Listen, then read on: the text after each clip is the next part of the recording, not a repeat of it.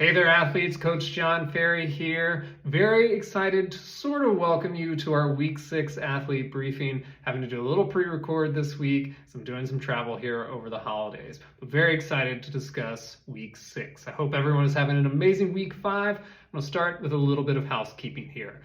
My final reminder of this challenge, that as we're coming to the end, I want you to keep going into that portal and checking the box, chasing that 100% completion percentage. It was one of the big goals of this challenge, was to stay consistent with your training from the week of Thanksgiving all the way through the new year. So keep going in, chasing that 100% or as close as possible to that 100% completion percentage.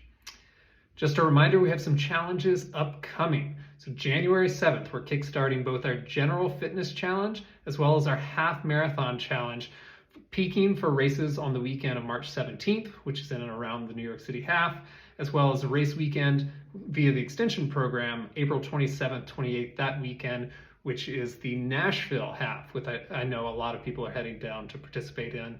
Looking very much forward to that already. So signups are open for both programs on the website currently. So go claim your spot. Here in Week 5, we're just continuing to make pushes, both in our VO2 max and our threshold energy zone. Super identical structures to previous loading weeks here. So let's go ahead and jump straight into Week 6 because there were a lot of really great questions that I want to touch on.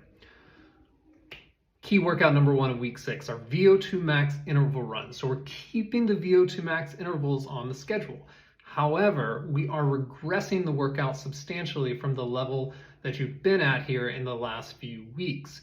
So a very reasonable question, especially coming into the distance test at the end of the week, is why include them at all?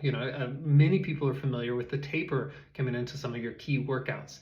So the reason that we're including them is that we want you to stay sharp in advance of that distance test. Sometimes it's really hard to go and find that pace after you've only run easy for a week or so. So we're including it, but as I mentioned, regressing the overall stress of the workout. So we reduce that stress of the workout by shortening the total length of time of the workout, but in particular, the total length of time at that energy zone. So it's going to be an opportunity to kind of go hit that pace, but for much shorter periods of time than you've done over the last 3 or 4 weeks. Also, something to keep in mind, the shorter the race distance, typically the shorter the taper time. So people, the half marathoners and marathoners of the world are used to sometimes this 1 to 3 week taper time. For a 20-minute distance test, we're really only going to pull off the gas entirely for a couple days leading into it. We are once again reducing the overall training stress, but not removing those paces altogether, because one more time, I want you to stay sharp. Key run number 2, the micro interval run. So this is the exact same idea. These are very short bursts of speed with very lengthy recoveries. It's going to be kind of your last opportunity to really push pace before the weekend. So the goal here is to stay fresh, but really start to touch on that pace one more time. So this is an opportunity in this workout in particular to maybe test out at very short periods of time the pace that you plan to get to for that 20-minute distance test. So across all levels of runners, people have a hard time finding that pace at the start of a race. I'm sure you've heard it a zillion times from a zillion different runners and friends, etc. They started too fast, they started too slow. Usually it's starting too fast, right? You went out, you overshot, and then it's hard. Even a 20-minute test, it's tough when you overshoot that pace early to self-correct and be able to hold on and make that push. So use this as an opportunity to find that pace. Once again, short periods of time, you find that pace, try to hold it for a very short period, drop down. Try not to overshoot the pace. That's what we want to make sure we avoid in the 20-minute distance test. We also want to avoid that here. It's going to make the workout a little bit too hard, and part of the exercise is just finding that pace that you want to hold for that 20-minute distance test. So that's our micro interval run. And now our kind of finale to our program here is that 20-minute distance test, and then we'll obviously talk about option B, which is repeating that progression run. So, the distance test, got lost in my notes here, 20-minute distance test. The goal here is simple. we want to be a little bit better than week 1. So the test is really nothing more than an opportunity to measure your progress over the last 6 weeks and see if you've made any gains.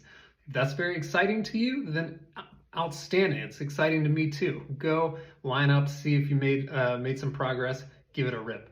If it's not exciting to you or terrifying to you, don't do it. We'll talk about option B here. So option B is just to repeat the progression run that we did in week 1.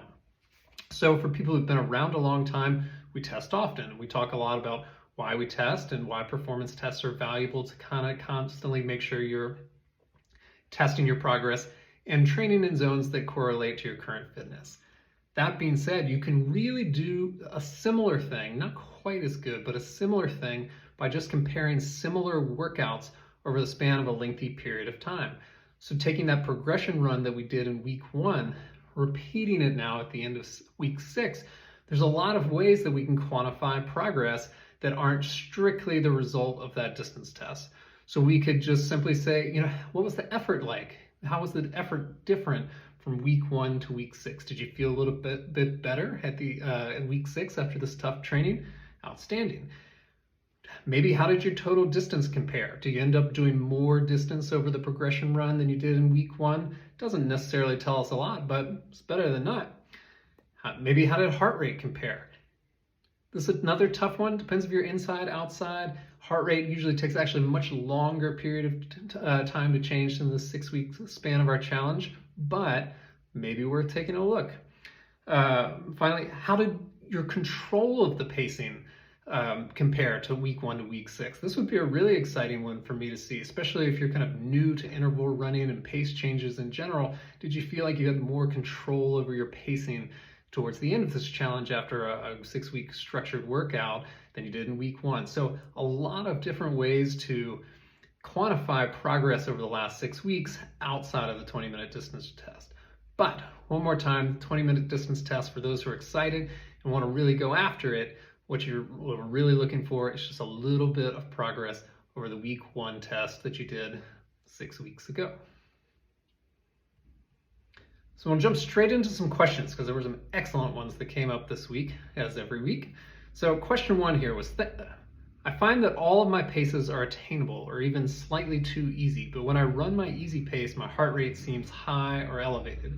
I know this is not heart rate based training, but I feel like if my heart rate is over 155, then maybe my easy pace isn't actually easy enough. Do I slow down? Do I leave it because every other pace is more attainable? Are there exercises to do while running to keep my heart rate down? So the kind of short answer to all of this is yes, but I'm actually not going to touch on any of that actually. So I would say more so if you're running and you're feeling good and your pace corresponds to what you're kind of calculated from your distance test, don't worry about the heart rate element of it.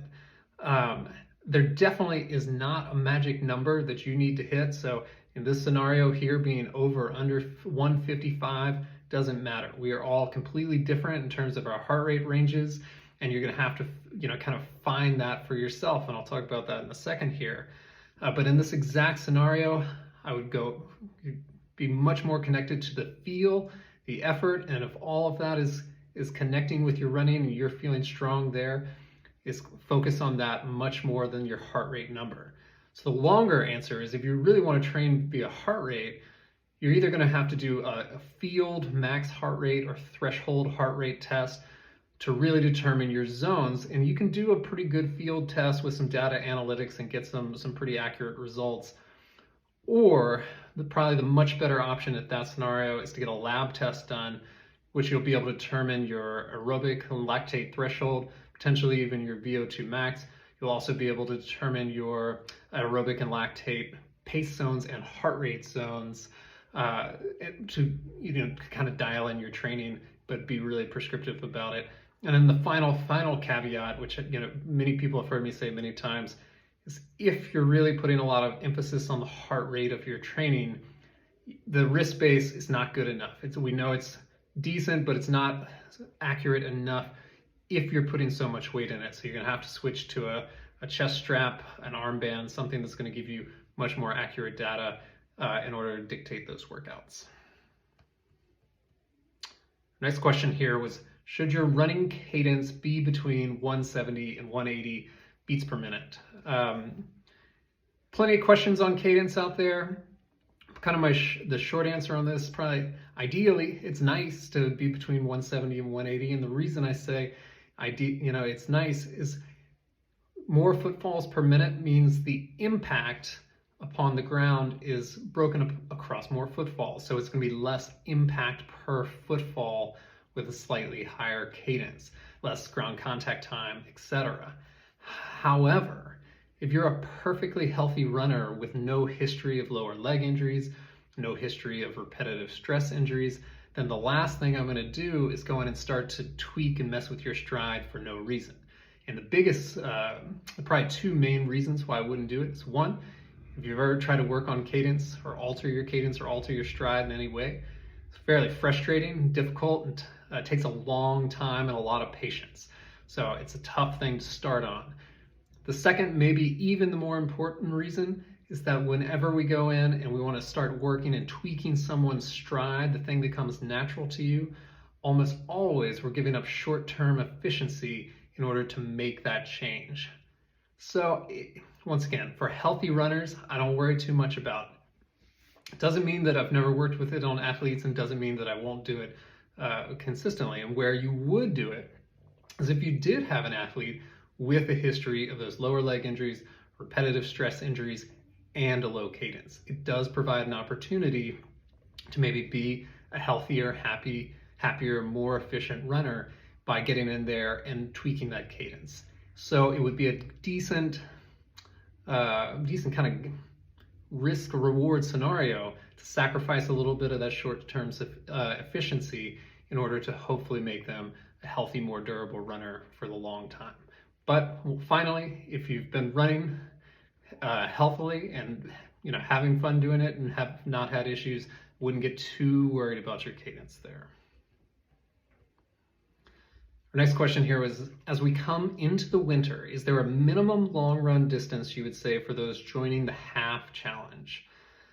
So this is a little bit longer question than I shortened it here because I'm going to broaden it a bit and just say, yes, there is minimum distance of long runs that I like athletes to maintain. And yes, this is a time of year where many runners reduce that distance because they're either moving inside, they don't want to run in the cold outside, they don't have races for a while, etc. So I would say it depends a lot upon your race distance goals, the race distances you've competed in the fall, and also kind of what your usual long run is looking like. So for my, kind of especially advanced marathoners and half marathoners, when they're coming into their off season, I like them to maintain at least a 90-minute long run on the weekend.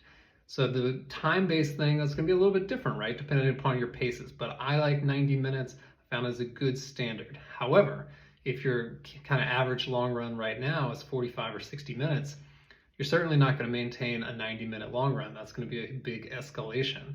So what I would say, and we'll use the scope of this challenge here. We use 45-minute long runs. We use 60-minute long runs. If I were transitioning into a half marathon program, I would maintain that long run. I probably wouldn't drop off of that peak at all. Maybe in terms of, the way that we kind of periodize our training weeks of 3 weeks of load, 1 week of unload, is work on the higher end of that range for 2 to 3 weeks at a time, and then drop it up back a week, maintain the short end of that load. But for our long distance runners out there, I like 90 minutes to kind of maintain during the off season. If you've been in the 45 to 60 minute range, I would kind of hold where you are and feel comfortable with at the moment, not drop too much beneath that. Next question here was that, do you feel that there is ever a time to intentionally test down? I tend to be a good distance test taker and will push myself to PR, but my current set of paces is actually working me pretty hard. Just wondering if it's best to not test and continue to roll with these questions. So excellent question. I think this probably applies to a lot of people. So in the past, we have talked sometimes about kind of the pros and cons of this 20-minute distance test, but pros and cons of any 20-minute distance test, this would be across multiple sports, etc., which is really strong athlete. Let me rephrase. Athletes with a really strong VO2 max can overperform on the 20-minute distance test. It is a test that really pushes VO2 max in order for us to determine threshold and then breakout paces. So especially really good short distance runners, high VO2 maxes, overperform and then do have a hard time translating those paces to the endurance paces. So if you're being pushed to the max by these paces, especially threshold, we haven't done much half marathon and marathon, but I've talked before, those are pace zones that are at a high percentage of threshold. But if you're being really pushed by threshold, it absolutely would be okay to decide that you want to kind of maintain your pace zones for a little bit longer. You have to think these are relatively short challenges, 6 weeks. This one, when we come into the new year, we'll have the 8-week general fitness, obviously the 10-week half marathon. They become a little bit more substantial. 6 weeks is sort of the minimum amount of time we kind of expect to see change. 8 weeks, a little bit better. 10 weeks, even better still. So if you're if you're feeling kind of really pushed to the brink there, it absolutely is okay just to hold these paces, carry them over for the next challenge that starts. And as discussed earlier, maybe use that progression run as an opportunity just to compare some of those other metrics we discussed that are a little bit more quantifiable based on feel. What I do think is a good note for all here is that progress is not a straight line up. So I expect here coming into the end of next week, we're going to see a lot of excitement and a lot of exciting results from the 20-minute test of people who have improved from week 1. And that's outstanding. But it doesn't always just get better and better and better and better with time. You're going to have great training cycles. You're going to have down training cycles. You're going to have medium training cycles, etc. So it does move around a lot. So there are absolutely peaks. There are 1000% valleys where you're should at some point see yourself coming backwards in order to get stronger and go forwards again. And then there are absolutely going to be holds where, once again, as I mentioned, 6-week challenge, relatively short challenge, maybe haven't made that huge breakthrough yet, especially if you were coming in with kind of some fresh zones to begin with. So 100% okay to hold those paces for a little bit longer until they start feeling a little bit more comfortable, and then kind of go back to that 20-minute test and see how you've advanced at that point. It's a great question there. Then our final question here is, once again, about the 20-minute test. There were a couple questions on the same topic, tried to roll it in together. So question about the 20-minute test: what would you suggest as a target increase in pace versus the first test? If I'm doing it on the treadmill or outside, it's going to be the same here. I've completed all the training and feel like my paces from the first test may be a bit slow, so I know I can do better. Great question. Congratulations in advance. That's an excellent way to come into the end of this challenge here. So I mentioned inside and outside, the advice is going to be the same on this. And remember, as I kind of mentioned the first time we touched on the test there, really the goal is to do just a little bit better than week 1. So while it would be amazing if you do a lot of it better and just have the 20-minute distance PR, really our goal is just to get a little bit better than week 1. So the awesome thing about having these comparable tests only 6 weeks or 8 weeks apart is that you have that data point from just a few weeks ago. So you can look back and see that exact pace you started at. Did you end up decelerating during the test? Did you end up accelerating during the test? But you have, real world metrics to compare yourself and plan against. So for me, my goal was just to get a little bit better. I probably want to start either at or above the exact same pace I started at last time. If it's me, I probably want to start just a little bit faster than I started last time. I'd probably hold that pace just a little bit ahead of my previous result until the halfway point. And in the second half of the race, and when I say race, I mean our 20-minute test. The second half of that test, I would be looking to see how much I could push myself all the way to the end. And as long as you never fall back to where that previous pace was, you know that you're making progress. So that's how I would do it, is I'd really try to, work and make my plan for this test based upon my week 1 test. And so if you feel like you really can do better, you don't necessarily have to start a lot faster, just start a little bit faster. And once again, at that halfway mark, you can really make some decisions if you feel like you can accelerate ahead again from that point forward. And obviously the last few minutes, certainly kick as hard as you can to the finish. Love to see that anytime it can happen. Otherwise, congratulations on getting to the end of our holiday challenge. As I said, a huge part of this one was just being consistent during this very complicated time. So thank you so much for being part of this, and we sure hope to see you at the top of 2024. Have a great one.